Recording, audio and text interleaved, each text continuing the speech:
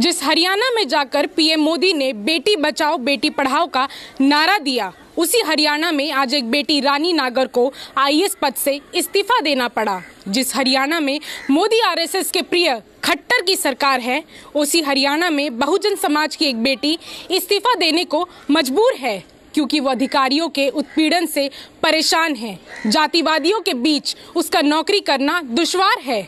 हरियाणा में बीजेपी 2014 में पहली बार आई, उसी हरियाणा में रानी 2014 में आईएएस बनकर आई। आज एक होनहार बेटी ब्यूरोक्रेसी से चली गई। नमस्कार, मैं तान्या यादव, बोलता हिंदुस्तान में आपका स्वागत है।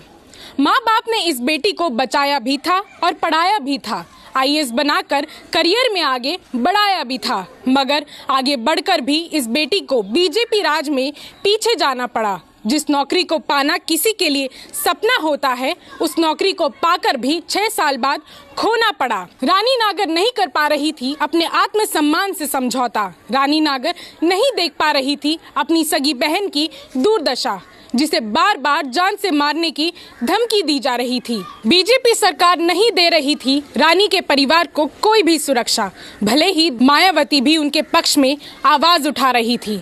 मायावती उच्च स्तरीय जांच की मांग कर रही थी, हरियाणा सरकार से संज्ञान लेने की अपील कर रही थी। वैसे बीजेपी की सरकार अपील क्या सुनेगी, जो दलितों के उत्पीड़न में खुद ही दोषी मानी जाती है। यही मायावती रोहित वेमुला के लिए जब राज्यसभा में आवाज उठाती है, तो कोई स्मृति ईरानी उन्हीं से लड़ जाती है।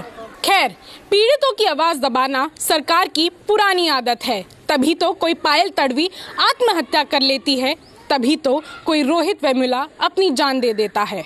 लॉकडाउन के इस माहौल में रानी ने अपने विभाग के अधिकारियों को फोन किया, फिर भी कोई सहायता नहीं दी गई। जब पब्लिक ट्रांसपोर्ट बंद है, तब रानी अपने घर सुरक्षित कैसे पहुंचेगी, इसकी भी चिंता नहीं की गई। ऐसे मामलों में सरकार चिंता करे या न करे, उनके अधिकारी चिंता करे या न करे, आम जनता को चिंता करनी होगी। दलितों, पिछड़ों, आदिवासियों के लिए, वंचित समाज से आई महिलाओं के लिए, पितृसत्ता के खिलाफ उठी इन नायिकाओं के लिए हमें आवाज उठानी होगी, हमें समर्थन करना होगा।